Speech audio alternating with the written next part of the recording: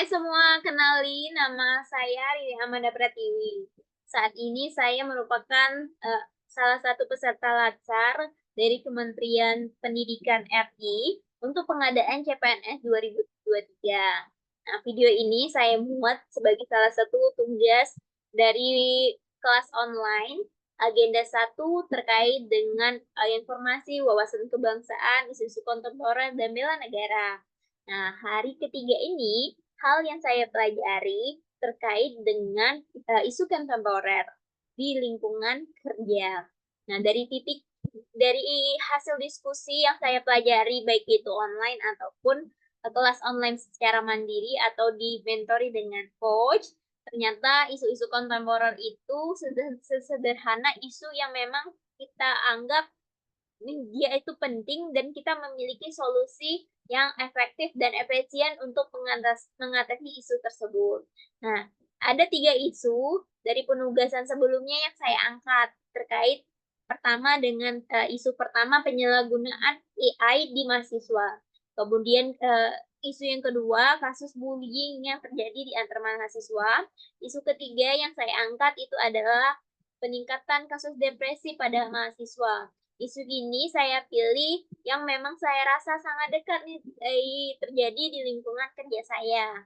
Nah, terkait ketiga isu ini, hasil analisis APKL yang saya lakukan berdasarkan kegawat daruratan isu, maka kasus bullying atau kekerasan yang terjadi antar mahasiswa itu menjadi isu yang nomor satu yang perlu diatasi. Nah, berdasarkan perencanaan program yang saya susun, saya merencanakan untuk memberikan edukasi, juga pendekatan kepada mahasiswa secara internal sebagai dosen, kemudian menyediakan layanan konsultasi ataupun pendampingan psikologi untuk level yang lebih berat. Kemudian juga menyertakan peran orang tua dalam mendampingi anak. Nah, dari hasil evaluasi yang diberikan Coach Edo pada sore hari ini, saya mendapati salah satu saran dari coach untuk menyusun suatu SOP yang jelas terkait dengan penunjang agar mahasiswa itu tuh tahu batasan dalam berinteraksi, berperilaku dan lain-lain. Kemudian dari disusunan isu ternyata ada poin yang juga menjadi penting dan hampir dari kita tidak memasukkan poin ini, itu evaluasi. Nah, evaluasi ini menjadi penting agar semisal nih di suatu saat yang akan datang isu ini muncul kembali, dia bisa belajar nih dari evaluasi program yang sudah kita susun, sehingga program yang disusun juga lebih bisa efektif dan efisien sesuai dengan keadaan yang akan terjadi di masa datang. Nah, evaluasi ini menjadi penting dalam penanganan isu-isu yang terjadi di lingkungan kita kerja.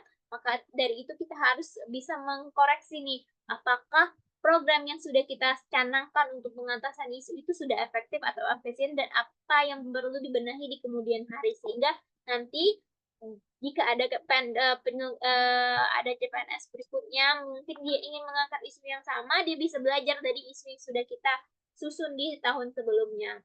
Mungkin itu yang saya pelajari hari ini. Semoga bermanfaat. See you.